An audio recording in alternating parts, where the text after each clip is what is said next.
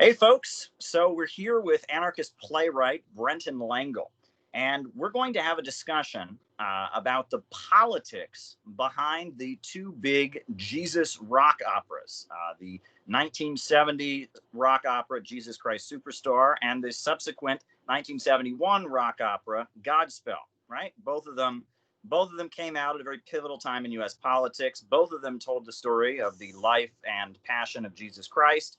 And they were extremely different from each other, but they spoke to something that was going on in the country and offered kind of a political insight. Now, I've got quite a bit to say on this, as does Brenton Langle. So, Brenton, you were telling me that Superstar was actually an inspiration to you in some of your writing. Yeah, I saw Jesus Christ Superstar for the first time around like 2010. I saw the movie. I had actually been slated to be in a musical of Jesus Christ Superstar at my old job when I was working as a professional actor in Cincinnati, Ohio, but I left before that came up. So I didn't really get an opportunity to be in it, which is a shame because I think I would have been a pretty good Caiaphas. Those low notes I really could have hit. But yeah, so Jesus Christ Superstar. I watched it in my apartment in New York and kind of had a lot of things rattling around in my head at the time. This was before I became a Buddhist, but after I lost my faith as a Christian and became an atheist. And watching the film, I think like one of the things that I was most struck by was that the way it was framed at the beginning when it came in, where everybody comes in on the bus and everybody gets out and they put on their costumes, it's like they're getting ready for a show. And then, of course, at the end of the film, they come in and they pack everything up, and Jesus, the guy who plays Jesus, doesn't get on the bus. And we were laughing about it. Like my roommate was like, "Oh, it's like they took a guy out into the desert and killed him for a show," and my brain was like, "Oh my God." That's what they did. Wow. And then you started to see it, like, because I was looking at the Jesus story from a atheist perspective, but also like from the perspective of somebody that understood Christianity and the whole concept of a scapegoat. So I became really obsessed with the idea of sacrifice and religion, and this informed a play of mine that I wrote very quickly after called Berserker, which is set in Iceland in the year 997 and goes around a conflict between the Christians and the pagans and the creation of a berserker. And it pulls and specifically references the Jesus Christ story. And I think that play of mine, which is also a screenplay and will hopefully be a movie one day, would not have been written had I not seen Jesus Christ Superstar exactly when I saw it.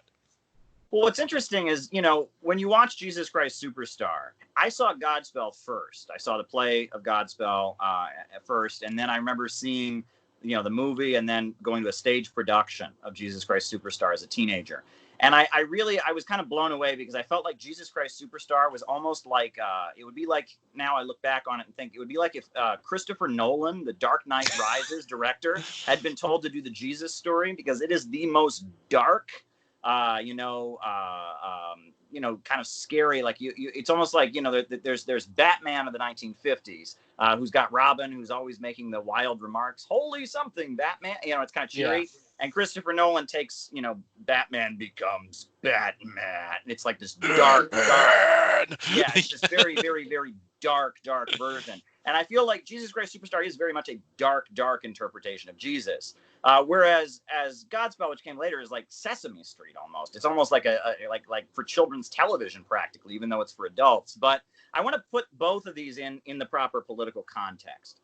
Yeah. Because you have to remember, so 1970 is when Superstar comes out. 1971 is when Godspell comes out.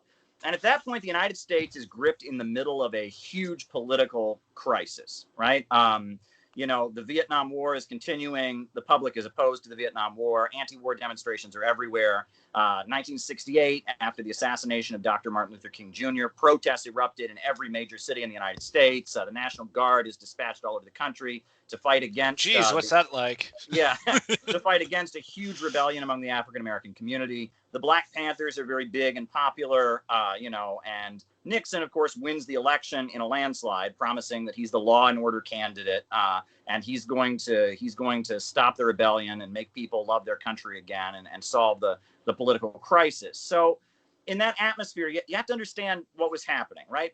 So let's back up a little bit. The 1950s, right? So World War II. During World War II, we had a left-wing government. Roosevelt created all kinds of popular reforms. He was a big fan of labor unions. He was aligned with the Communist Party domestically. He was aligned with the Soviet Union, against the Nazis internationally. Roosevelt was like a left-wing figure. But as World War II is ending, he dies. And then you have McCarthyism, which is basically this anti-communist hysteria whipped up across the United States. But about 1954, 1955, 1956, after the death of Stalin, a lot of the wealthy people in the United States felt like McCarthyism was out of control. The Soviet Union, after the death of Stalin, Khrushchev indicated he wanted to negotiate with the United States, but there were huge sections of the U.S. public that said, we'll never negotiate with the commies. Communism is pure evil, right?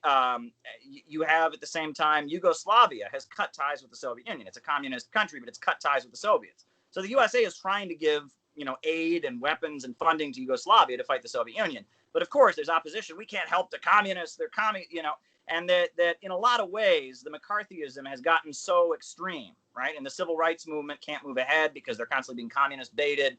And so there were sections of the ruling class that started being more open to pushing back against McCarthyism. And actually, William F. Buckley, who was a well-known neoconservative, he started out as a Republican against McCarthyism, and he was on the radio ranting against not only the left, but also against McCarthyism. And on the campuses, there started being funding for like activist groups that would oppose McCarthyism. So the new left kind of emerged in opposition to McCarthyism. And it was loosening up U.S. society, saying that the way to defeat the communists is not to be super authoritarian, but to show that we're better than them. We're going to have more democracy. We're going to have civil rights. We're going to loosen up. We're going to have real free speech. We're going to show that the communist way is wrong and the American democratic way is right.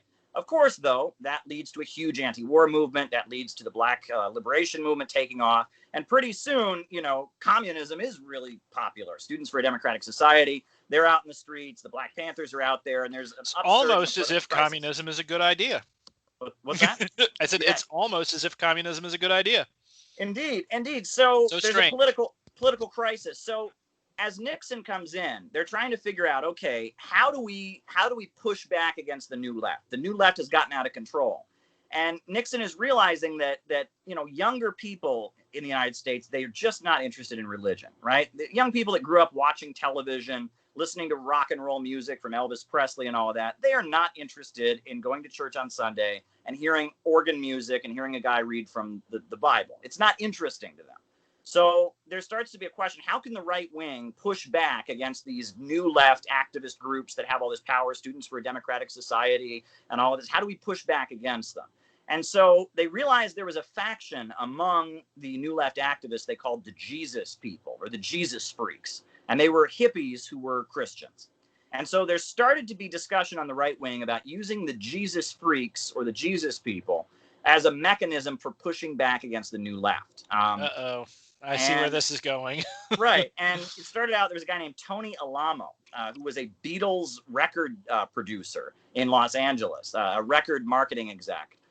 He had an awakening. God spoke to him, and he started his own church, which was hippies. They sang rock and roll on guitars and all of that, but they were super Republican and conservative if you got to know them, right? Reverend Sun Myung Moon, the pastor from South Korea, is imported to the United States, and they start recruiting teenage runaways and other people into this, what they call is a peace movement. But then if you really get to know them, cult. It's super anti-communist. Communism is the Antichrist. Reverend Moon is Jesus, the second coming to fight the communists, right? And that these are the people, the Moonies. They're the ones behind what famous is it, the Washington Times? Washington Times, New Yorker Hotel. The other thing is that Reverend Billy Graham, who is probably the most famous pastor in recent U.S. history, Reverend Billy Graham, he's Richard Nixon's spiritual advisor. And he starts having rock and roll songs and Jesus freaks perform on his TV broadcasts, right? At the same time, he's advising Richard Nixon about how to escalate the Vietnam War and such. So it's disgusting. Right. And what we know as the religious right, which really came to real prominence and power in the 1980s and 90s, especially, and the Bush years was kind of their last hurrah. really starts, the very roots of it are in the Nixon presidency, as kind of figuring out how can we like reinvent Christianity to be, rock and roll, sexy, TV, and get a generation that's grown up watching television and listening to rock music into Christianity to push back against the new left that's out of control. And that's the moment, like 1970, after Nixon has taken office, 1971, that's the moment where these conversations are going on. And it seems like Broadway, they do 2 rock and roll Jesus musicals as kind of an experiment. And they figure probably, okay, this will appeal to Christians, number one, but it'll also appeal to hippies, right? And they're kind of experimenting with this new image of Jesus Christ, the revolutionary. And that's kind of the atmosphere. So that's the political atmosphere. Do you want to say more about Superstar? Yeah, I mean, well, so first off, Superstar, it's not surprising that it's as dark as it is, because Superstar is supposed to be written from the perspective of Judas. Judas Iscariot, and according to the interpretation, and I've seen this in interviews with Andrew Lloyd Webber and his book writer, I forget the guy who wrote the book. Tim Rice. Tim Rice. Tim Rice specifically says he does not believe that Judas thought that Jesus was divine. So if the show is from the perspective of Judas, supposedly, you wouldn't see any of the miracles or any of the actual divinity. But what's interesting is there is no resurrection of Jesus, but there is a resurrection of Judas, where he shows up after he's hung himself in the white with angels and does that really great song where he's saying, if you'd come today, you could have reached a whole nation. Israel in 4 BC had no mass communication. So the play does flirt with supernatural themes, but then also you can't quite tell because of the framing device if he's actually come back or if he's being an actor coming back for a curtain call. And of course, I can't remember if he shows up on the bus on the way back or not, but you do see him after he's died. Well, neither of the plays actually have a resurrection scene, which is, I think, very important to understanding them. But I want to get to that later after we've talked about both of them, and I can point out the similarity of reasons for that. But Superstar, right? You don't ever see Jesus performing any miracles. And it was super controversial at the time. I mean, wildly controversial, because it portrayed Christ as having a sexual relationship with Mary Magdalene. Yeah. And that comes across. And that was wildly controversial because, the idea of Christ being a sexual being was just considered to be, wild. But what's interesting, though, is that the Unification Church, the Moonies, that's a big part of their theology. Their entire religion is premised on the idea that Christ didn't complete his mission on earth because he never got married, right? So they see Christ as a sexual being, right? And that's interesting too. And that in Christianity, there's this concept, there's the debates about Christology, I think, and there's high Christology, which is Christ is practically a god. And then there's low Christology, which is this idea that Christ was just a person. And I think that's a controversy among Christians, but at the same time, because in the West, there's a very strict. This is one of the things that I dealt with by becoming a Buddhist. There's a very strict delineation between the sacred and the profane, and the worldly and the divine, essentially. And I think it goes down to ideas about heaven and about God, like in the scriptures when they say God is holy, holy, holy. They're not saying God is great and awesome and wonderful. They're saying God is other, as in completely removed from this dimension and this reality that we find ourselves in. So when you break the world down essentially into this dualistic idea of the tangible and the I think in the Bible they use it when the tangible has been when the perishable has been clothed in the imperishable, or essentially the part of us that goes on forever and the part of us that dies, and they say that these are different things, and it leads to a very strict way of looking at the world, where you kind of look at the world and you look at it like it is something to be put up with until you die and get to go to heaven. Which I personally think that's not a very good or healthy way to look at anything. And I also think it's had disastrous effects, not just on Christians, but also like Western style atheism that came out of the Enlightenment, because what they did was essentially they cut all of the magic out of the world and said there is no divine, it's just all temporal. And that bleeds right into ideas about empire and toxic masculinity and the idea to conquer. That attitude has inadvertently led to one of the worst aspects of like modern anti-religious or anti-clerical ideology in the West. Yeah. Well, the other thing is that, the only time they even hint at Christ performing miracles in Jesus Christ Superstar is he's mobbed by a crowd of people who want him to heal them. And he runs away from them. And people sometimes read that scene as almost like an Ayn Rand kind of thing. Like Jesus is the great man being mobbed by the inferiors wanting to bring him down. And that like he's being persecuted because he's so great. And that this fight between Christ and Judas Iscariot that's the whole musical. It's them having a big argument the whole time and screaming at each other, basically.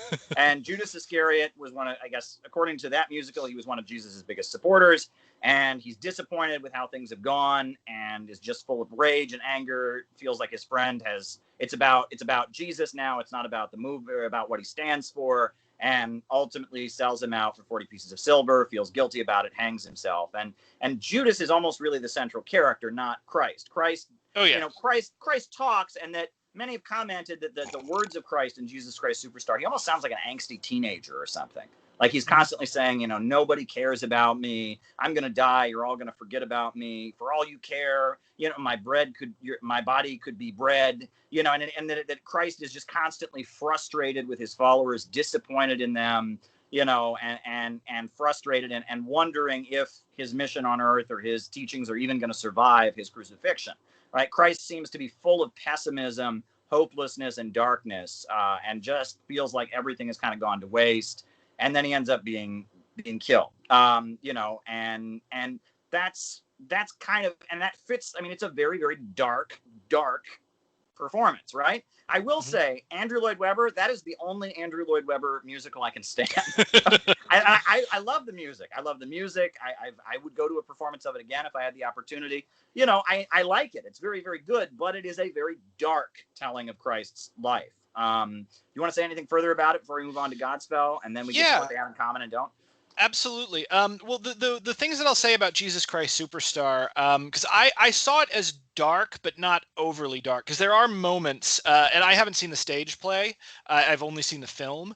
But in the film, they do give glimpses of, when he's in the Garden of Gethsemane, there's a whole musical bit where you see basically visions of what is going to happen to Jesus.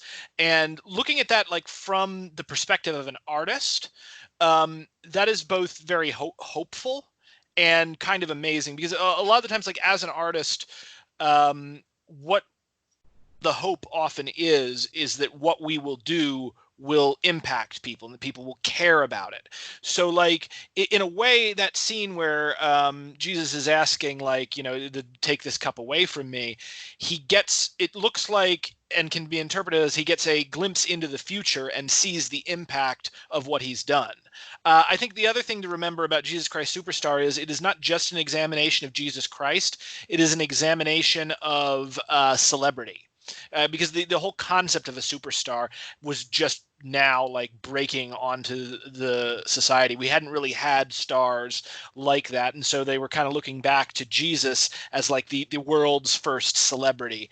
And so like the scene, for instance, with the lepers and the crowd, I can see that coming from two places. One, I think that may have been a reaction that Andrew Lloyd Webber or Christopher Rice happened to have, just living in New York City and being constantly surrounded by so many homeless people, which is, you and I know, that's really hard to go through. Not as hard as they're having it, but especially now with the pandemic. I mean, I see so many homeless people now. But go on. Yeah, no, it's disgusting and terrible.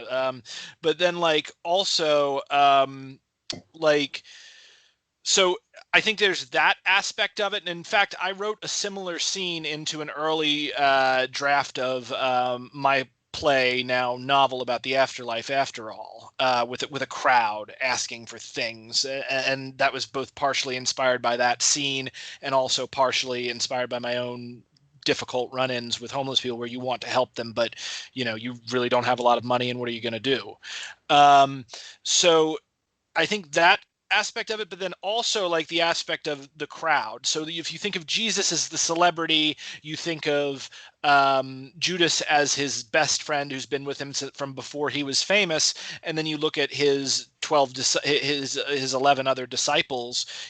All of them are essentially his posse, his crew, if we do like the whole entourage thing. And of Right. course, he's frustrated with them and sees them as not really caring about him, because really what they're doing is they're kind of around there for the party, and in fact they all get drunk together.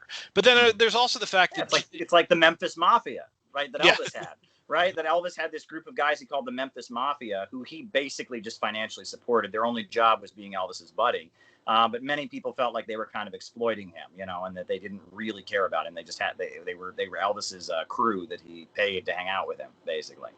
Yeah. Go on. I'm sorry, I just couldn't resist bringing that up. No, I'm glad you brought that up. Yeah, because that's something that we don't really have. Like, I've had interactions with fans before, people who've been really into my work, and it can be very strange. And I've also seen, like, working with the Crew Shadows, I've seen the way Rogue handles his fans, and he's like really gracious. But people freaking love him, and there's an sometimes almost religious fervor you see out of people when they meet somebody that they really idolize, and they want to touch you, they want to hug you, they want to talk to you and tell you their deepest, most important things, because there's that whole parasocial relationship going on. So I feel like that was what was being talked about, because also at the time, Andrew Lloyd Webber was he had been elevated, as a creator, so he had definitely had some interactions with fans. And also, it's important to know that he has some reactionary tendencies. If I'm not mistaken, he flew back. There was some important, very important vote in England. It had I can't remember exactly what it had to do with, but he was part of like the House of Lords, and he flew back from America to Britain to vote against, basically to vote against the working class on this. Like, he literally caught a plane rather than miss this vote, to screw with people. The other thing that's important is to note his musical Cats. And I wanted to talk about this before we get into Godspell as well, because this is important to kind of understanding the sort of reactionary underpinnings. Because, when Cats was first being developed on Broadway, and kind of the joke is that it wasn't about anything. They just did a whole bunch of cocaine, and which they probably did, and made this crazy musical about cats.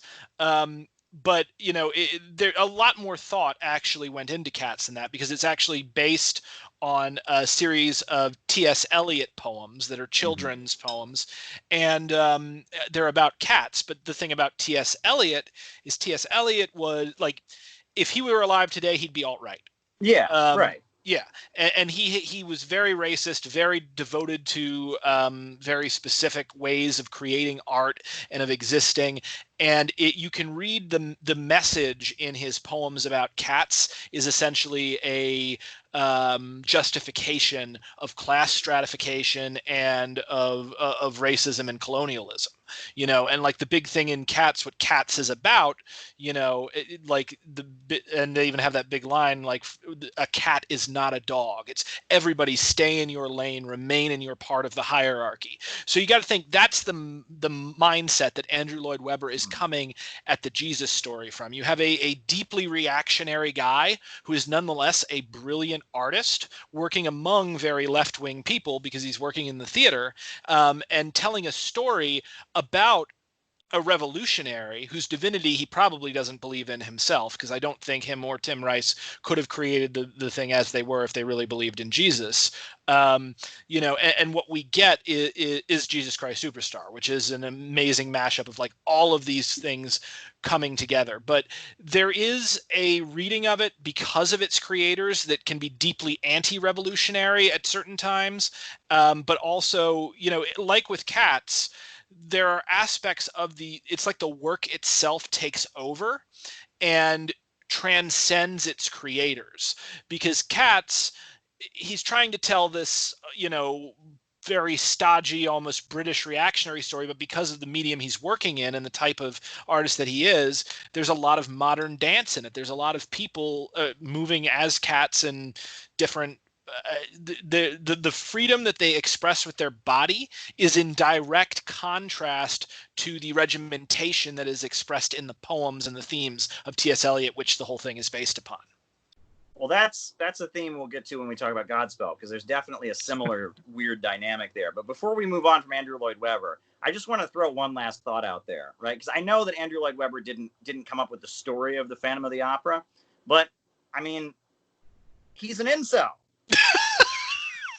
I mean, I'm just saying. It's like you can't get.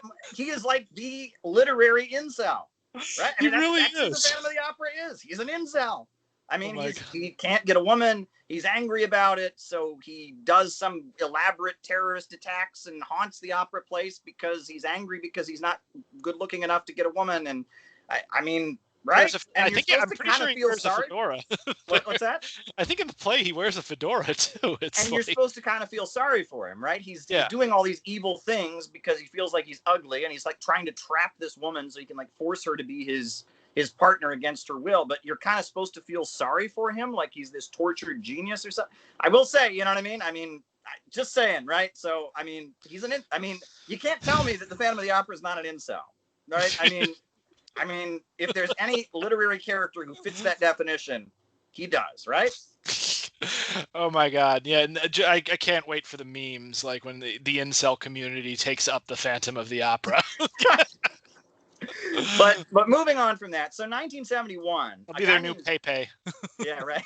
Yeah, I'm sorry. A guy named John Michael Tabellic, who was an Episcopalian, but was also kind of a counterculture enthusiast. He was a devout Episcopalian, but he was also a hippie.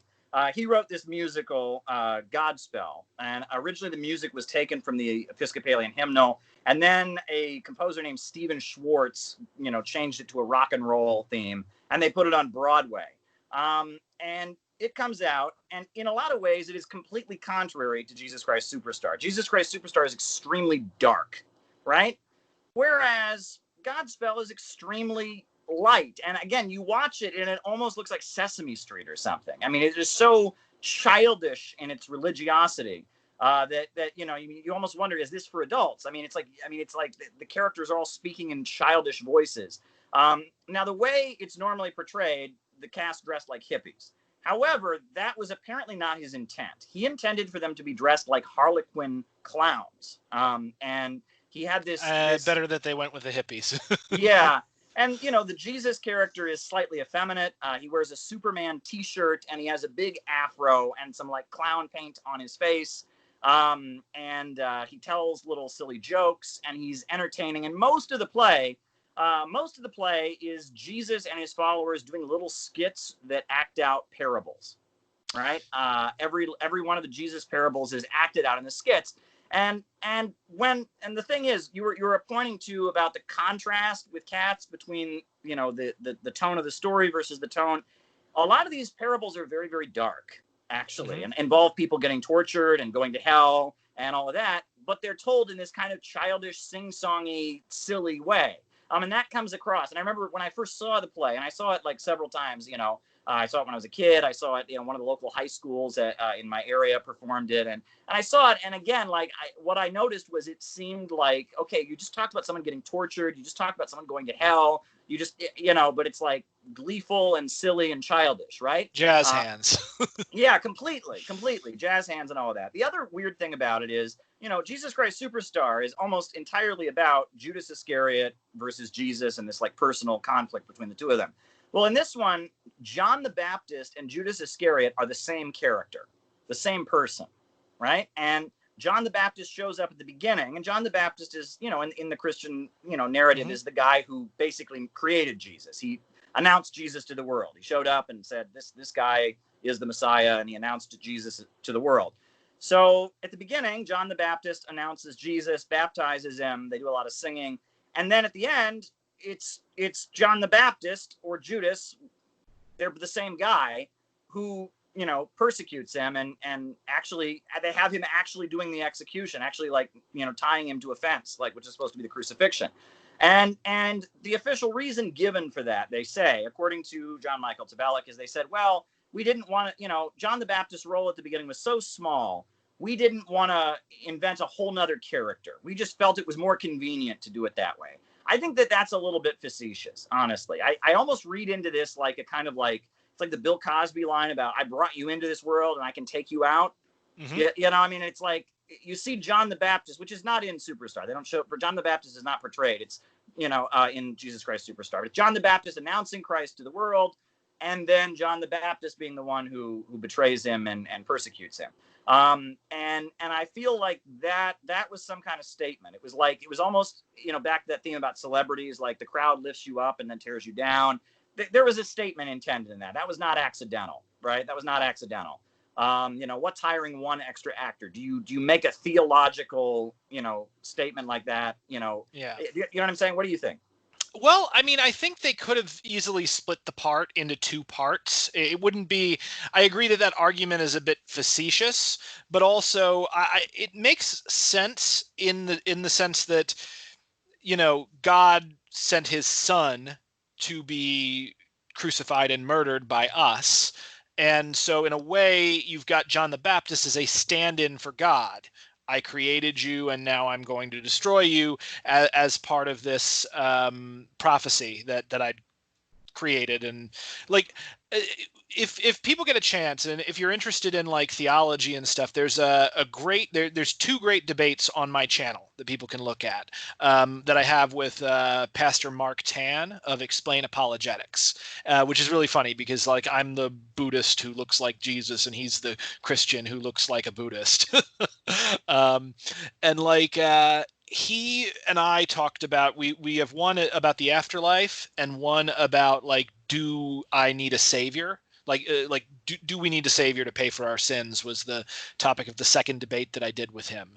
And we get like into the weeds on the theology of it and my own views towards this concept and some of his. But like Christianity has this thing where essentially from Christian tradition, before like, and I guess Judeo-Christian tradition, there was the whole concept of the scapegoat, where sin and guilt was abolished by a sacrifice to the gods, where you took a literal goat or similar animal, like out into the desert, you put your sin on the goat and you killed the goat, and now you're absolved. And Jesus was going through that. He was like the perfect sacrifice, the infinite sacrifice, so that he was the sacrifice to end all sacrifices, and thus he's able to take away the sins of the world. So you're seeing through the traditions of the ancient Near East a continuation, but also a way to close that loop and to solve that problem. Because like really it does come down to absolution, and forgiveness is crazy important for humans, because there's always an infinite regress of sins of some humans against another.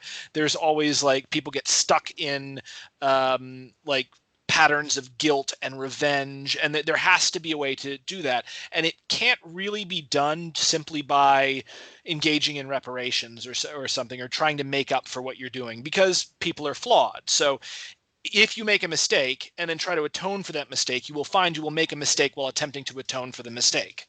And there needs to be a way to get past that. And so that's the way that the ancient Christians solved that problem, by using him as a sacrifice. So it is kind of fitting that John the Baptist, if we put him in the father position, and thus God the Father takes Jesus into the world and takes him out. Now, I don't know if they intended that, but also a lot of the creative process is subconscious, so they may have been tapping into that without realizing it. It also may be that there is a instinctive need when you're telling a story to bookend it. Like, and you've got the prequel, you've got the ending. You really shouldn't just waste characters as a creator. You don't want to just bring someone in and do nothing with them. That it has to pay off, the Chekhov's gun in a way. So it makes sense why they did that from a craft standpoint, but it's also a really weird thing to do. Well, the other thing, is that John the Baptist, the way it's portrayed generally, the way the play is performed, they're hippies, right? They're hippies. But John the Baptist very much sounds like a hippie. I mean, he wore camel skin all the time. He went around preaching and baptizing people and condemning the rich and powerful. He apparently ate nothing but honey and insects, locusts. He's a shaman. Yeah, and he ended up being executed, being killed. And I guess he was beheaded. The story is that the girl danced for the king, and the king was so sexually aroused, he said, "I would give you whatever you want." And so the girl's mother or sister or something like that said to her, "Tell him you want John the Baptist's head." And then John the Baptist was killed. And many people almost see that in the Gospels as foreshadowing the Passion of the Christ, right? Is that like John the Baptist is killed unfairly by the authorities, and it's kind of like hinting that this will eventually happen to Christ as well. But what is also kind of interesting is you mentioned that whole thing about God, God and redemption and all that. There's a Freudian reading of that, which is that that many of the themes in the Christian religion, but also in the Abrahamic religions, are like people dealing with traumatic, horrible things in the world around them. Like many people point to the example of the fact that like at the time of the Roman Empire, ancient Greece, ancient Egypt, infanticide was extremely common. Right? A baby would be born deformed or not healthy enough, or maybe the family couldn't raise it, so they would just dump it in the middle of the desert. Yeah, exposing a child, which you see a lot of plays. It's interesting that you see that theme so often in plays, because, like, for instance, take Oedipus. The story of Oedipus can be seen almost as a PSA on don't leave your children in the woods. Right, but in the Christian faith, generally, there's so many stories of abandoned children who don't die and go on to do amazing heroic things, like Moses, for example, right? And it's almost like people, infanticide is this horrendous part of everyday life, and so people have rewritten this kind of story where something good comes out of infanticide, right, or attempted infanticide. And that many people see the story of Christ, that he dies for your sins, as almost like some kind of weird rationalization by a very severely abused child, right? Like the idea is, the child is being very, very harshly punished and abused by their parent, right? But this is done out of affection. So the idea is they invent a parent who is so loving, but has to punish them so harshly that they have their own son take their place out of so much love, and it's like at no point, and the common criticism that atheists will make is at no point is anyone questioning there has to be horrendous punishment, right? It's just, oh, well, you got to punish Jesus, you got to punish somebody. I mean, there has to be horrendous punishment in the world. So Jesus is this loophole where horrendous punishment can happen, but you don't have to endure it. And people see that as almost like some kind of weird rationalization. When the parent says, "I beat you because I love you," they're writing this weird narrative where the beating must go on, but they're not going to endure it, and people read it that way. But that leads me to I talked about the childishness of Godspell, and again, it's almost as if Christ has reduced his followers who are adults to being toddlers. You know what I mean? Like that comes across, right? And that for a lot of people who are deeply religious, it is a desire to kind of escape from the shades of gray and the scariness of adulthood, where everything isn't a clear case of right and wrong, and there's confusion in the world, and they want to be kids again, where they have parents that are right and there are rules they can follow, and everything's very, very simple. And then that kind of comes across. And in some of the cults that emerged later, right? I mean, we talk about Tony Alamo and the Moonies. There is very much an aspect of age regression in the people that joined those kind of Jesus freak or Jesus people cults of the 70s. It was about regressing them psychologically to make the world less scary. And that in this 1960s and 70s, the world was very scary because all of the Mccarthyism was being refuted. America was not the greatest country in the world. It was killing millions of people in Vietnam. It had oppressed black people. And there was this like, oh my God, the world is way scarier than I thought it was when I was a kid. I'd like to regress to this kind of state of childishness where I just follow the leader and there is clear right and wrong and I don't have to worry about all this scary stuff. And I see that. I mean, the age regression that seems to be such a big theme in Godspell. I see that. Can you agree with that? Yeah, I think that, well, I haven't seen Godspell, so I would have to, if what you're telling me is correct, yeah, I would definitely agree with you on that about this show. I may see it later on and go, oh, no, no, no, Caleb, you're totally missing something. But Sure. um, the so this is really interesting because this is actually something that I play with Snow White Zombie. Hmm. And in fact, I see a lot of like sort of darker and edgier things, like even Batman Begins and The Dark Knight. There is a certain shock that comes in the transition from childhood to adulthood that we all go through. Sometimes people call it getting woke or taking the red pill, and these are ideological ideas about it. They're ways to deal with the shock of leaving from a childlike existence where you don't have as much freedom, but everything is more or less taken care of for you because it's the adults in your life who worry about the problems, assuming you have a functional family. um, and then you get into the real world and suddenly you got to pay rent and you got to do this, and you encounter hordes of homeless people and folks who are diseased. It's very much even goes back to the Buddha story when he goes outside the walls and encounters first a sick man and then an old man and then and then a corpse. When you reconcile with the adult world, there is a incredibly potent disorienting feeling that can happen, and people work through that in a number of ways, and that's why I think like gritty reboots of childhood franchises are so popular. And can be so compelling when they're done right.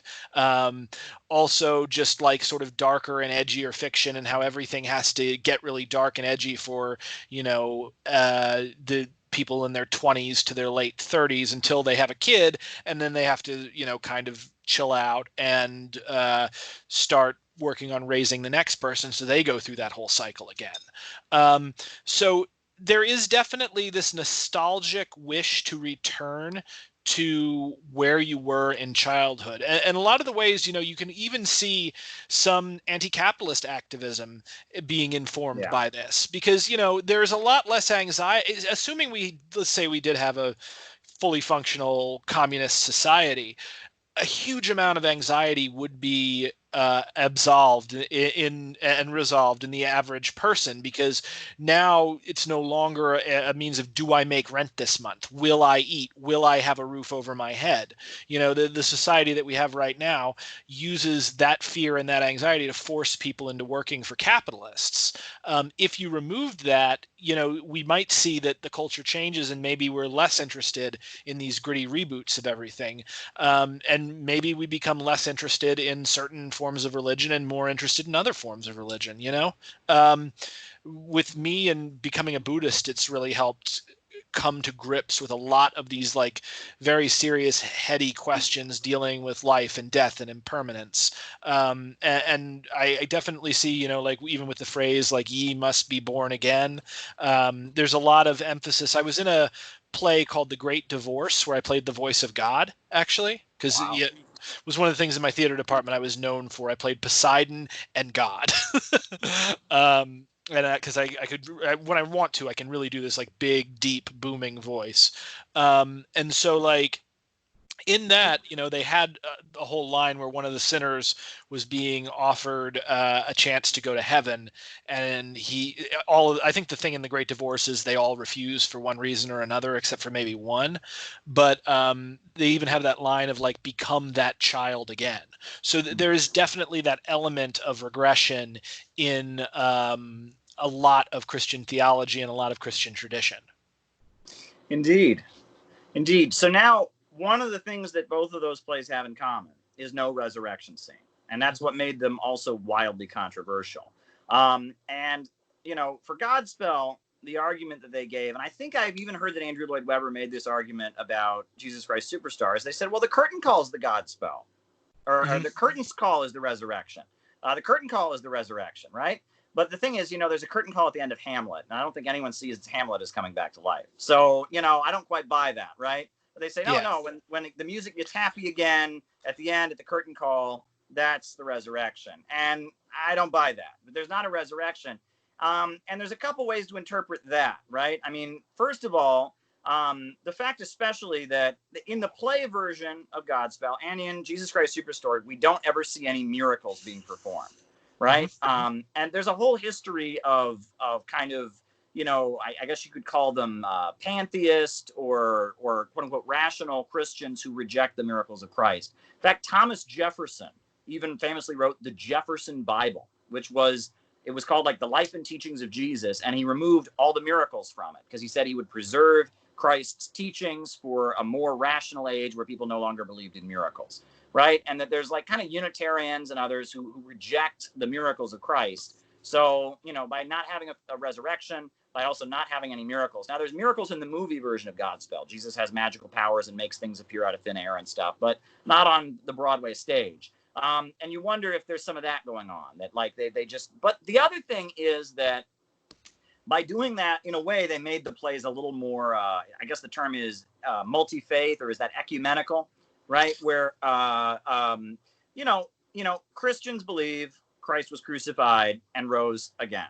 Now, there's debate about whether it was a bodily or physical resurrection or a spiritual resurrection only. And that's a whole big debate. Yeah. Christ had only 10 appearances after his resurrection, and every time he seemed to appear and disappear, and it's almost like he was a ghost or something. So there's a lot of debate about that in Christianity. But among Jews, right, in Judaism, it's widely understood there was a man referred to now as Jesus who was going around preaching and ended up getting crucified. Muslims also believe in Jesus Christ. They believe he was a prophet. They don't believe he was the Son of God or the Messiah. They believe he was a prophet. They believe he was crucified. And then at the last minute, God switched his body with Barabbas. And so he didn't die on the cross. He didn't rise from the dead. He just never died because God switched him with the guy, with the murderer. So quick you didn't even notice. Yeah. And so, to have a musical where Jesus lives and dies, that's pretty much okay with everybody. Even a lot of atheists accept the notion of a historical Jesus. Having Jesus actually rise from the dead at that point makes the play blatantly Christian, right? And I think that they didn't want to do that. They wanted Jews and Muslims to be able to buy tickets to the movie or buy tickets to the play. They also didn't want to be seen as proselytizing Christianity as a faith, as much as interpreting the Jesus story in an artistic way, in Godspell, putting a lot of Jesus's parables and stories, before an audience and to music. But I feel like they didn't really want to go that far. And that's probably what may have been going on. What do you think? I mean, I think Alan Watts mentioned this, philosopher Alan Watts, who was originally a minister, like a Anglican minister, and then he went and studied with the Zen Buddhists, and he kind of mentioned that basically in the modern world, no one actually believes in the resurrection. They think that they should believe. They say that they believe, but they don't really believe. And he gives us his evidence for this, the way that they act towards other people. Because if you actually did believe in the resurrection, you actually did believe in heaven and hell, you'd be acting very differently than most Christians and various other religions actually act in their day-to-day lives. So the idea of like the miracles and the resurrection, it's all ways to kind of deal with this doubt that creeps in. What I find very interesting about it, and this is sort of kind of gets into my own views on this, is when you consider the mystical experience, what Buddhists call satori, or what the Hindus call moksha, where you essentially experience a form of ego death, and it can be attained through meditation, it can be attained through use of psychoactive drugs, and it can be attained through just suddenly out of nowhere for no reason whatsoever.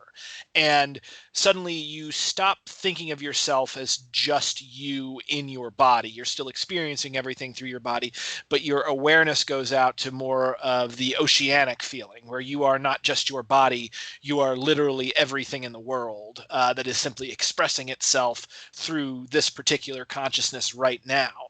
And there's been a lot of speculation over, whether Jesus, before he started preaching, had this experience, because there's a number of things that he says that can be read multiple ways. And one of the ways, like when he says, like, I am the way, the truth, and the light, none come through the Father except through me, but also the fact that he said, the kingdom of God is within you and the kingdom of God is within man.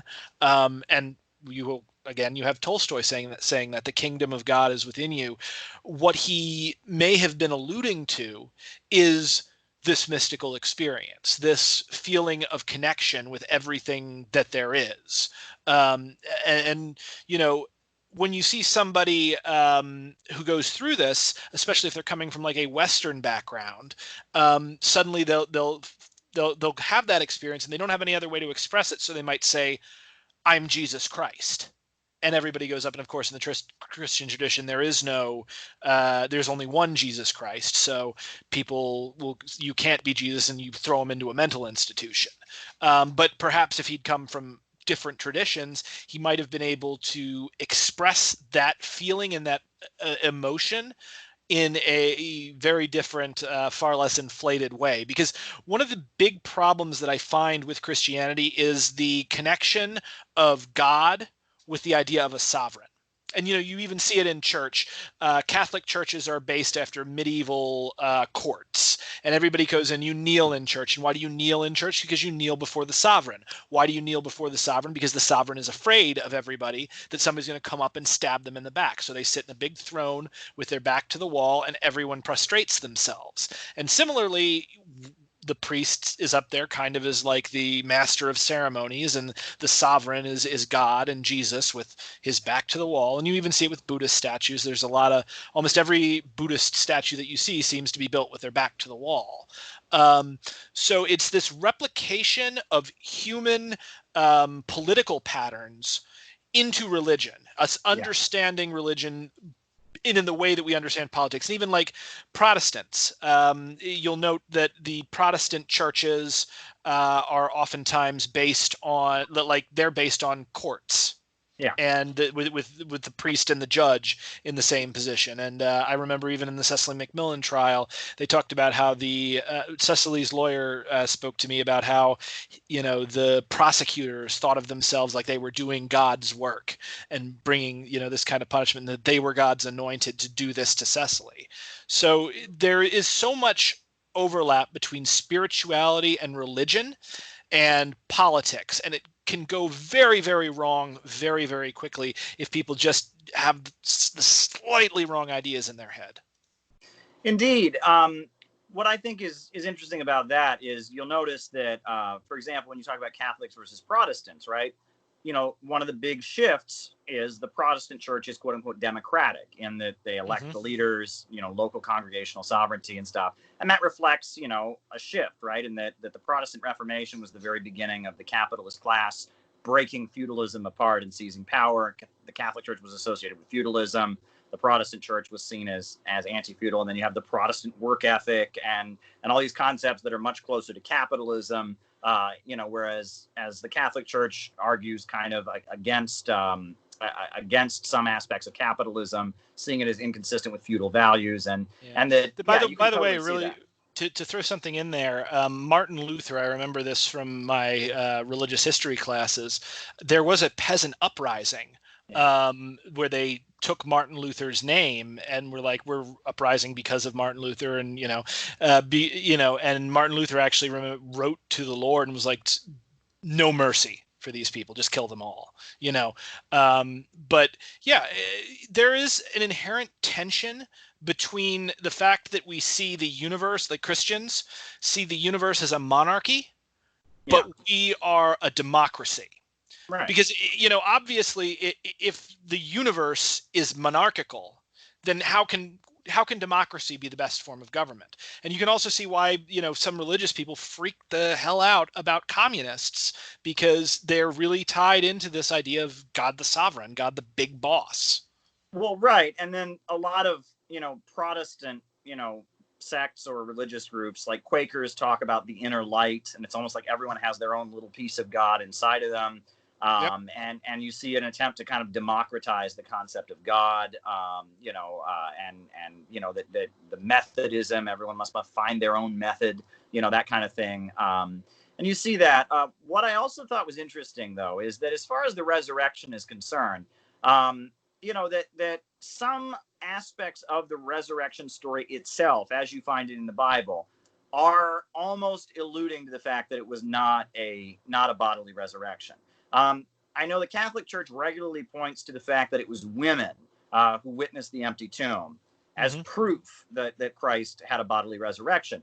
But and they'll say it clearly, it must be true because women couldn't testify in court back then. So that shows that he was not doing it strategically. It wasn't a lie. I think the fact that he appeared to people who couldn't testify in court probably alludes to the fact that they were not in any danger for saying it. Yeah, you know what I'm saying? The other thing is that there's the famous the story where the two disciples are on the road to Emmaus, I believe is the town, and they're walking and they meet a stranger and they talk with him and he's very friendly and he just seems like a great guy. And these are supposed to be two of Jesus's disciples, mind you. And then he comes and he breaks the bread and then leaves. And then they go, I think that guy was Jesus. And it's like these are disciples that would have been able to recognize him immediately. So what was that about? And many people look at that as saying almost like what's being said there is it's like this is somebody who'd come across Jesus's teachings and ideas and understood them and was able to explain them, even though he was a total stranger to the disciples. And that showed that Christ's, teachings had not died, right? And that Christ's ascension into heaven in the book of Acts, where it's like he has 10 appearances and then he ascends into heaven. It's like he's sending his followers on a mission. They gain the ability to speak different languages, and he gives them this like speech about you will go to different towns and all who are persecuted in my name. And it's like, again, it's like the resurrection is that his ideas have become even more powerful. I think about Obi-Wan Kenobi, right? Strike me down and I shall become even more powerful than you can imagine. That's what I immediately thought of when I was a kid. When I would read more about the resurrection, I would think this sounds a lot more like Star Wars, right? It's like Jesus is a ghost, but it's like he's more powerful as a ghost than he was as a person or something. It almost comes across arguably, he probably was, like, as a symbol. There's an episode of the Boondocks it's a real downer, but it's like if Martin Luther King had been shot, and he comes out of the coma and then is suddenly hit with like the actual culture that we have, and he's like on a talk show and people are being like, people like the kind of people you see in the media. So like, I think, in a way, by becoming a martyr, it kind of solidifies that symbol in the minds of people in a way that having Jesus the man simply didn't, So I think there is something to be said about that. But also, when you remove the human element and you move too much into Jesus the symbol, then you run into the problem of people projecting onto Jesus whatever they want. The other thing is that I feel like, the fact that they have Christ in both musicals and he doesn't get resurrected, but he does get martyred. I mean, he does get killed in a very painful way. That is kind of a blow at postmodernism and the new left, not at like Marxism and the old left, but at the new left, which is starting to say things like there is no truth, everything's a matter of competing narratives. There's nothing really worth dying for, is kind of a theme that you get from the postmodern new left coming at that time. And it's like they're saying, look, Jesus, this figure that everyone's worshipped, is somebody who believed in something and believed in it so much that he died for it. That is seen as in a way as kind of a subtle blow at some of the philosophical stuff that was going on with the Frankfurt School and some of that. And it's almost kind of introducing the idea that yes, there are things that are worth dying for. And Christ, who Christianity has had a huge impact on world history, as somebody who sacrificed and gave his life for something, and that it kind of speaks to this kind of a lot of the 1960s pessimism is starting to lead to communism and capitalism are both the same. There really is no truth in the world. There's really nothing worth going and getting shot over. People need to just chill out and use drugs and stop being so uptight. And, the Jesus narrative is a pretty big slap in the face to that kind of thinking, right? Not the organized Marxist left, mind you. They're all about martyrdom and sacrifice and all of that. But the the postmodernism and the pessimism that you find from that era. Well, yeah, and of course, Marxism and anarchism, they're all modernist ideas. And the postmodernists, I think there was definitely something to the postmodernists, but I think also there is something that I find deeply irritating about postmodernism, and I think it is the sort of total rejection of most of everything. I don't know. I had a great conversation with 5x5 after my debate with Sargon, and we talked a bit about, and then a little later I went on his podcast. We talked about J.K. Rowling. I actually brought up our podcast about J.K. Rowling, and he mentioned that I really need to read Adorno. So now I think I might have to read Adorno. Okay.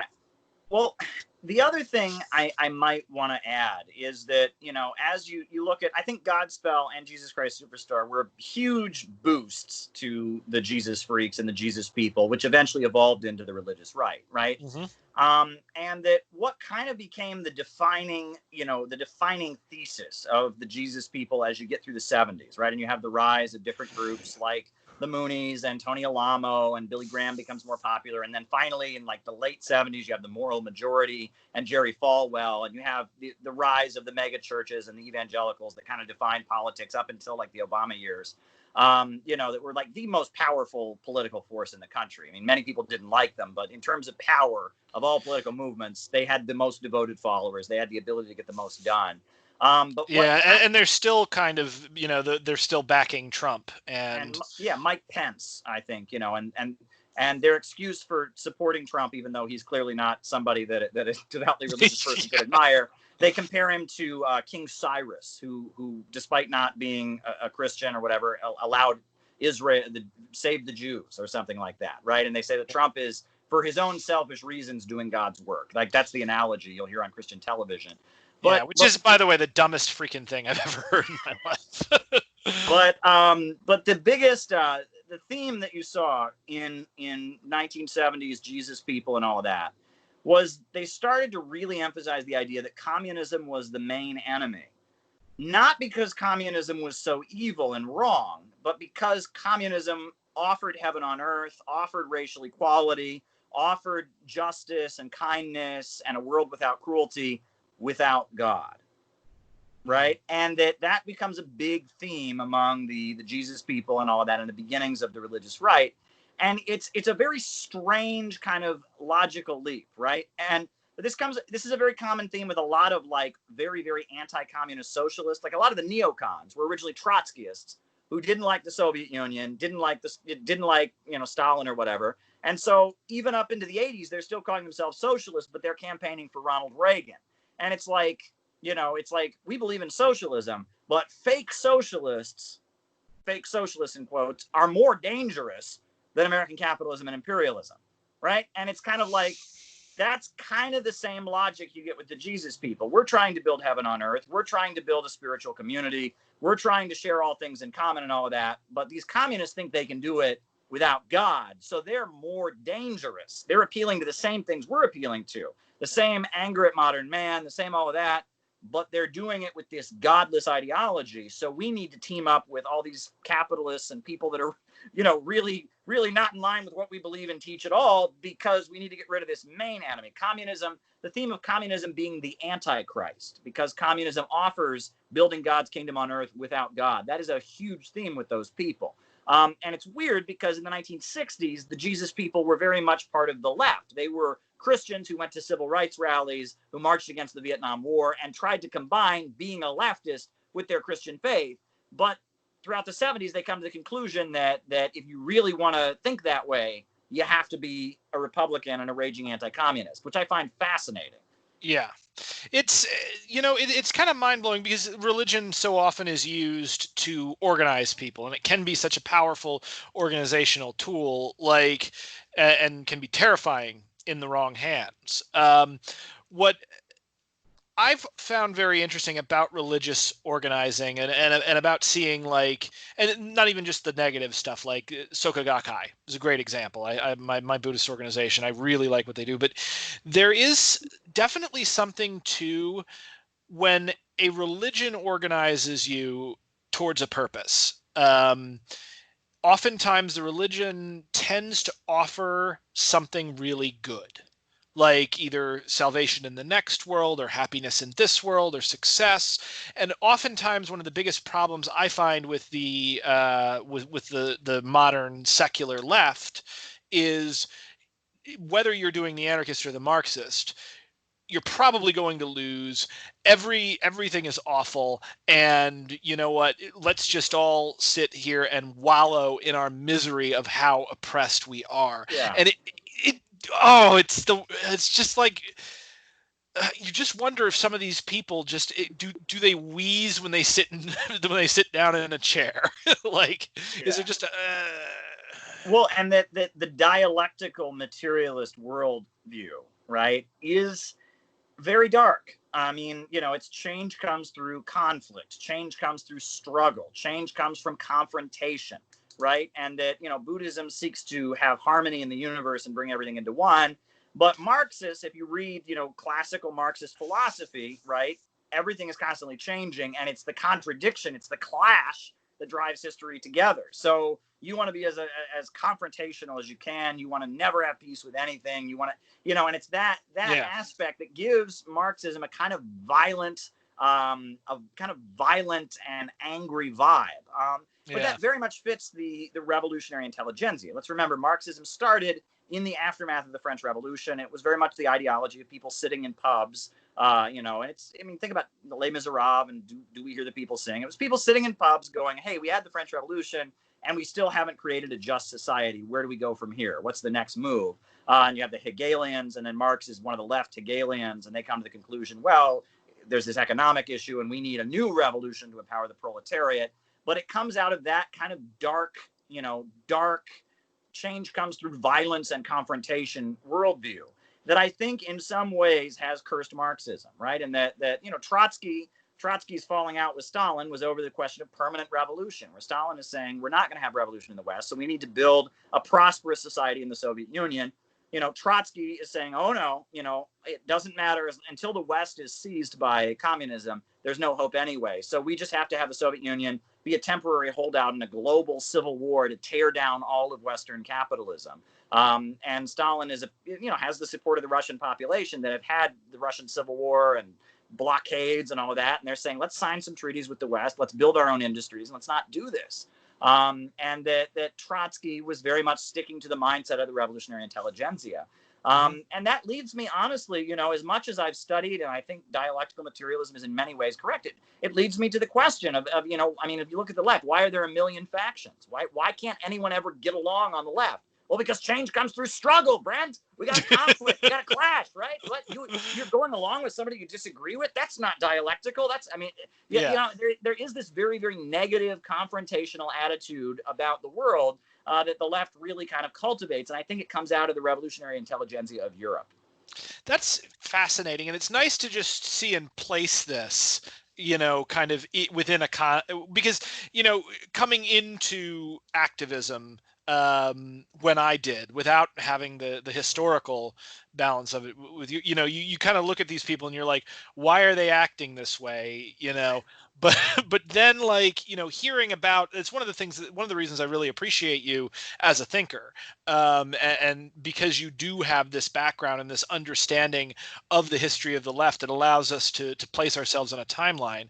I also find, it seems sometimes that's one of the things that a lot of people on the right are heavily objecting to in their own kind of very wrong and I guess misinformed way. Like they've only heard half the conversation. Like you'll notice a lot of the time they get super mad about critical theory, which is so weird because when you're doing street activism, critical theory isn't a huge part of it. Critical theory is, there's some academics over here talking to you. There's some college students and some weird people that are very interested in it. And then other people are like, hey, let's throw a brick. And then some other people are like, no, let's sit down and talk about this. I think a lot of what happens is people just get really, I feel like they get stuck in their egos and in their own limited perspectives, and they're not able to look at the bigger picture. And so they become obsessed with one or two tactics or one or two groups, and it causes this kind of hyper tunnel vision where you miss everything around you. Well, and the other thing I would just mention, because I mean, this is a wide-ranging conversation. We're talking a lot more than 1970s, Yeah. which is fine with me. But you know, the Christianity and the role it played in the Roman Empire is really wild if you think about it, right? Because Christianity started out as a religion of the Roman proletarians, right? Mm-hmm. And that, you know, Rome was the first society in history to have unemployment, right? There was no unemployment in slave societies because everyone was a slave or a master. So, but Rome, you had proletarians, people that were neither slaves nor masters, had no property, who sold their labor power. That's where the word proletarian comes from. It referred to a class in Rome of propertyless free men, right? A lot of whom were Jewish people from Palestine, a lot of Greeks as well, but you know, craftsmen from Palestine who were bricklayers or pipe fitters or whatever, had particular skills, would move to Rome. They'd be hired, but if they couldn't work, they couldn't eat, right? And that was a class. And then you had homeless people, particularly homeless children, all over Rome. And so the Christian faith became a religion, you know, that built orphanages and cared for people and preached this kind of like kindness and stuff that was kind of lacking in Roman society. And Jews were a big section of the Roman proletariat. So, you know, Christianity, a religion that followed a Jewish prophet, a Jewish Messiah, you know, really fit in. But of course, the Romans persecuted it. They saw it as a movement of the proletarians possibly trying to rebel. You know, you have strikes among the proletarians in Rome, for example, strikes led by Christians, because that's the organized group of proletarians, right? And that Christianity is seen as almost kind of a revolutionary movement within the city of Rome against the Roman government. They're persecuting them, they're feeding them to lions or whatever. But as Rome is declining and declining and declining, Christianity gets more and more popular, and it continues to get more and more popular, right? And it later becomes kind of an expression of Roman Stoicism, right? And the belief that there's more to life than pleasure, a rejection of the hedonism of Roman society, and it becomes a lot more than just the religion of Jewish proletarians. It becomes the religion of all kinds of people in Rome. And then, fun fact, by the way, the Stoics, the original Stoic communes, that was what those evolved into Christian monasteries. I believe it. And then, you know, finally you have Constantine, who's you know, I mean, he has a dream, and in the dream the cross appears in the sky, and the voice of God tells him, "Under this sign ye shall conquer." And so he wakes up and announces Rome is converting to Christianity. So the very empire it's formed to combat adopts at the last minute, and that is almost simultaneous with Rome's complete dissolution. So it's like, you know, whatever that voice was in the dream of Constantine was lying to him, because it should have said, "Under this sign ye shall crumble," because it was like, I mean, it was, and that's like a big problem for Christian theology. The whole book, City of God, is written to try and explain to people, because many of the people that the early Christians are trying to convert say, wait a second, the Roman Empire used to be the biggest empire in the world, and then they did the whole Christian thing and they fell apart. Not for me. I'm going to go with something else. It was a big problem for them. So St. Augustine is writing this book trying to explain why Rome fell, even though it became Christian, and it's the City of God, and it's one of the key texts of Christian theology.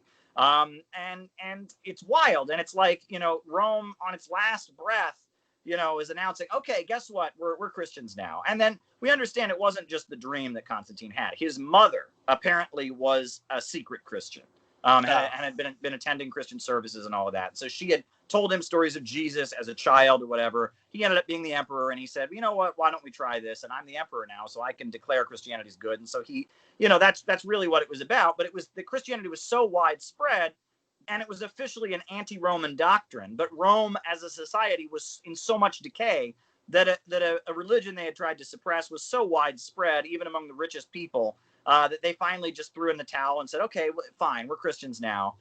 It's pretty wild. And then it's because of Christianity in Rome that it became a global religion, right? If Christianity had just stayed in Palestine, it probably would have faded away. If Christianity hadn't gotten taken to Rome by Jewish craftsmen, right? If they hadn't moved to Rome and started fixing the pipes and doing things in Rome as skilled craftsmen and made it the religion of the proletariat, Christianity probably would have died away. But they were at the center of power, which was Rome, and then Rome spread it all over the world. And that's why we have Christianity. I think it's the biggest religion in the world today, if I'm not mistaken, right? It is. Yeah, it goes, I think the size of the religions goes Christianity, Islam, Hinduism. I think Buddhism is fourth. Yeah. Yeah, and I might have Islam. I can't remember which is bigger, Hinduism or Islam. I think Islam is bigger, larger, but Hinduism is, I think, the third largest and the oldest religion in the world. Yeah. So I mean, it's pretty wild. But yeah, you wonder, the people in the audience when they went to those 1970s performances of Godspell and Jesus Christ Superstar, did they have any clue what was coming? The rise of Jerry Falwell, the rise of Ronald Reagan, the rise of the religious right. Did they have any idea? I mean, a lot of the people that went to see those musicals thought they were being edgy and kind of rebelling because it's Jesus with rock and roll, when most Christian denominations were condemning rock and roll music and all that. But they were at the very beginning of something that was almost the antithesis of what they were about, right? I mean, the people going to those musicals were young people who, protested the Vietnam War, protested for civil rights, thought that America wasn't so great after all, and Jesus, having a musical with rock music about Jesus, was almost a way of rebelling against Christianity. Yeah. But it ended up giving birth to a resurgent right-wing extremist Christianity that gripped the United States up into the Bush administration, right? And had a lot of power. And they were at the very beginning of something that was the opposite of what they believed. It almost reminds me, and this is another famous musical from that period, it almost reminds me of Hair. Because have you seen Hair? Yes, and Hair was a big influence on Jesus Christ Superstar, apparently. But go on, please explain. Yeah. But the whole process of Hair, is like, the whole story of it is there's this hippie who's not, he keeps saying, like, I'm not going to join the military. I'm not going to join the military. And by the end of it, he's cut his hair and joined the military and is going off to fight and presumably die in Vietnam. So it begins with the dawning of the age of Aquarius and all this great hope for the future. And then this is pushed into, it's the society taking the individual and regimenting them and making them essentially into a slave, Right, and he spends the play, saying he's not going to do it, like he's going to burn his draft card. And then we find out later it's actually his library card. He didn't burn his draft card, and it's like, will I be brave enough to not go into the military? And then he does, and he takes LSD. There's a big LSD trip, and he has sex with his girlfriend, and it's and it's supposed to represent young Americans that are at this precipice where it's like they don't want to go along with the man or the system, but they end up doing it anyway. And then it's like he dies, right? I mean, as he comes back to the stage dead, almost like Jesus at the end of both of, it's like, he's brought onto the stage dead, almost as a messianic figure. I forgot about him coming back on. Thank you for that image again. They bring him back onto the stage. They bring Claude, I think, is the hero of Hair. He walks back onto the stage like they're carrying him on their shoulders, almost the way at the end of Godspell Jesus is carried off, the same way by the cast on the shoulders of the disciples. So it's pretty weird. It's interesting too that we keep telling stories like this. One of my very first professional gig was in a play called Tecumseh, about the Native American. He wasn't really a chief. It was an outdoor drama, right? Yeah, it was an outdoor drama. I swear, I saw you on stage as a child, but go on. Okay. It wouldn't have been as a child because I was older, but right. yeah, because you're from Ohio. Because it's done like on a mountain, 2,000-seat theater, stage cut right into the mountainside, and like people from all over Ohio, and actually the Shawnee, the remaining of the remnants of the Shawnee tribe, come from like freaking South Dakota to see it every year. And it's one of the few places where like some of their important cultural things, like the wolf dance, are actually preserved on stage by that production, because the U.S. government believed that the way to conquer a people was to destroy their culture. Right. It's one of the reasons why the tribe still supports the show. But like in Tecumseh, it ends with him because he kind of tried to bring together all of the Native American tribes into one nation to oppose the white man, and almost succeeded. Like, he gave this whole prophecy about like a huge earthquake that was going to happen. And when it happened, all tribes were needing to converge on Tippecanoe and become the heart of the new Indian nation. And soon-to-be President William Henry Harrison goaded his brother, Tenskwatawa, into attacking the United States troops, which allowed them to attack and burn the village. Part of this religious revival that had been created was, one, any chiefs that opposed him, they would have accused of witchcraft and killed. But what Tenskwatawa had said to the Indians supposedly was that if you could hear my drum, the white man's bullets will bounce off you. And and the Indians like charged the American troops. And if you go by like attrition, the Native Americans won that battle so many times over. But the fact that they found out that they died from getting shot, and the fact that the Americans were able to break through the lines and burn the village, suddenly they're like, oh, wait, this guy isn't magic after all. Why are we following this whole thing? And they splintered off again. Now, the funny thing was the earthquake that Tecumseh predicted happened. It shook the entire, like, forests fell, lakes appeared where no lakes were before, and some of the tribes who had not known about what happened to Tippecanoe actually showed up to fight with Tecumseh later on, but it just wasn't enough, and he wound up joining the side of the British in the War of 1812 and was killed fighting in Ontario. At the end of the play, it has us carry him off the stage. I was one of the people that had to carry the guy playing Tecumseh, and there was the whole prophecy that in their darkest hour, Tecumseh would return. So in a lot of ways, he as a figure is kind of like the Indian Jesus. And I don't know if that they were specifically pulling from that mythos and creating their own Christ figure, or if this is just a story that humans constantly tell about the people, the great martyrs for various peoples. But I find that theater keeps telling this story, and that people keep telling it, and we keep seeing this kind of process dramatized to be incredibly compelling. And in a way, that's what went in and informed my play Berserker, because Berserker is all about, it's the end of the Viking Age. The Viking king Olaf Tryggvason has been converted to Christianity, and he is waging a war on the remaining tribes to convert them all to Christianity and unify them under his rule.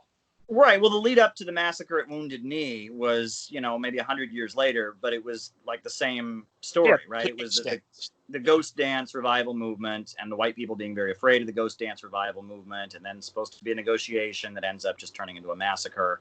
And it seems like, despite the fact that the Native Americans, were just being pushed back further and further and didn't have a chance, there was always this like underlying fear among the white settlers that somehow the Native Americans were going to get together and actually pull this off and win, right? And that we have to stop them before they do that, and that there's going to be some kind of Native American Jesus that's going to show up and do magic and drive all of us away, and we won't see it coming. And it's like you almost feel like the white settlers were more afraid of a Tecumseh or a Crazy Horse, and actually had more faith in his supposed magical powers than some of the Native Americans did, right? It was like, and people say that like that's a weird like subconscious aspect of the first world and settler colonial society. So many horror movies, for example, seem to feature somebody from the country that's being colonized, or the area that's being colonized, coming back and killing the white people in the homeland.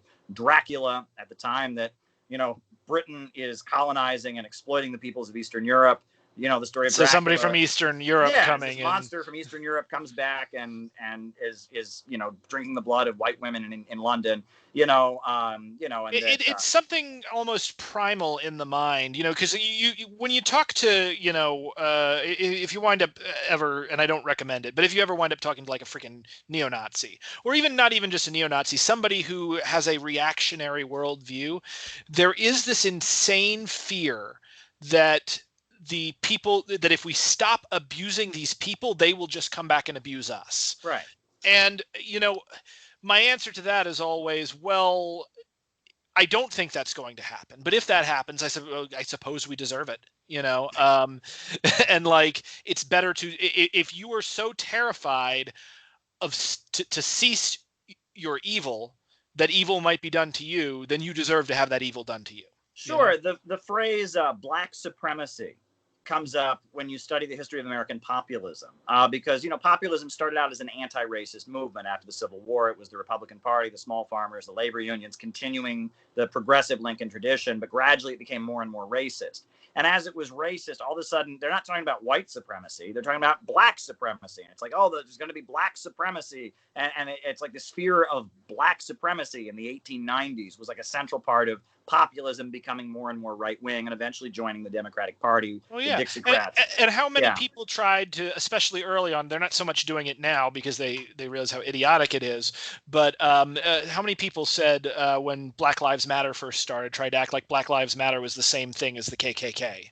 Yeah, right. And it's this really bizarre. And, I remember when I was in college on my campus, there was a Black Student Alliance. And I remember, my college had a very, very low number of African-American students. But I do remember, sitting, at my job, I worked at like the rec center. Then I remember sitting there and there was one of the Black students just sitting there talking to one of the white students.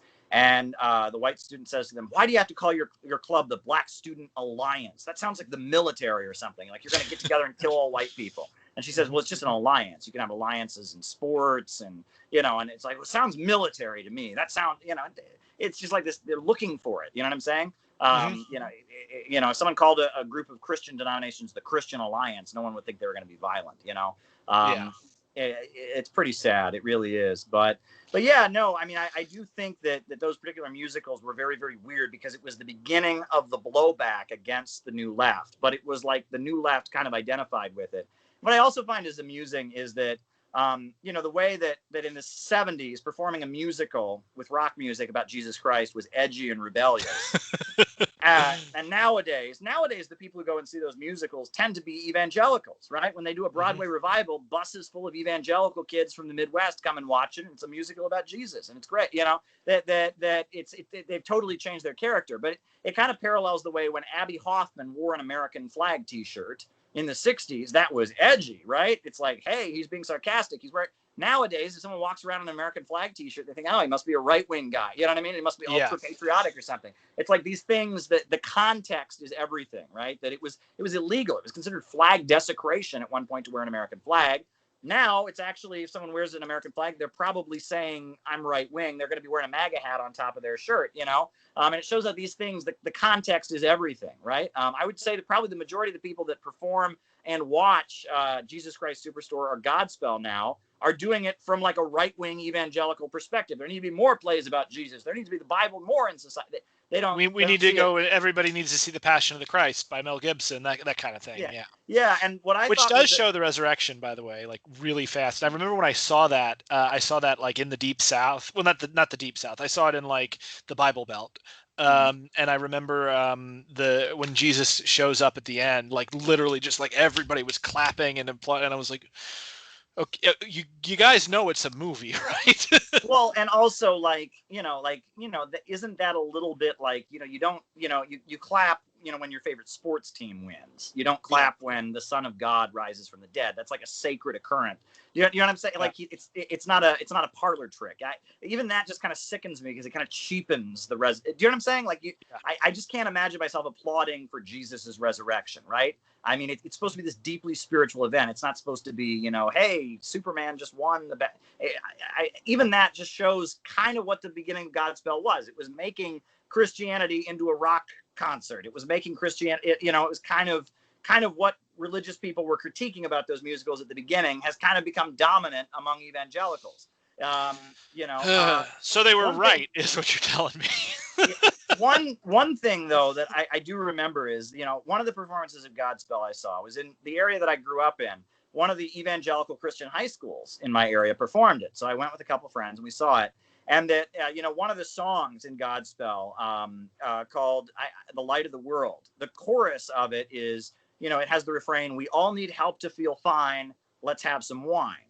Right. And it's supposed to be that they're celebrating. Yeah. And then you're supposed to then take communion during the intermission. Right. And it's let's have some wine.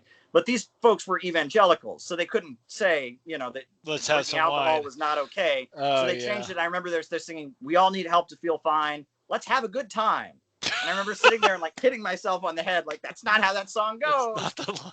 Like just cracking up about like, And again, it's like, do you ever hear the joke, by the way? It's never go fishing with an evangelical. He'll drink all your beer and then say he didn't. Oh, that's awful.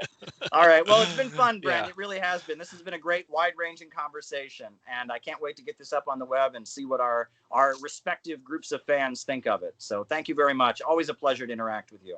Absolutely. This was terrific. I will see all you guys, and keep an eye out. It's looking like we don't have everything down, but if everything goes, I'm going to be debating rationality rules on free will. And that should be happening within the next month or so. And I'm really excited about it because he's a real sharp guy, and I think it's going to be the biggest challenge I've had yet. Yeah, I don't think Will should be in prison. Free will. Oh, that's not what you meant. Huh? I'm just kidding. Okay. That's really funny. I'm going to have to tell that joke. Yeah. Okay. Yeah, you can use that. I give you permission to use the free will joke. Yeah. That goes up there with the that and the free Tibet, and you see Peter Griffin on the thing go, "I'll take it," and then he calls China. I've got something you want. Yes, that's right. All the tea. It's going to cost you all the tea in China. All right. So I will catch you guys. I will catch you later. This has been wonderful. And we've gone for an hour and a half right on the dot. All right. Very good. All right.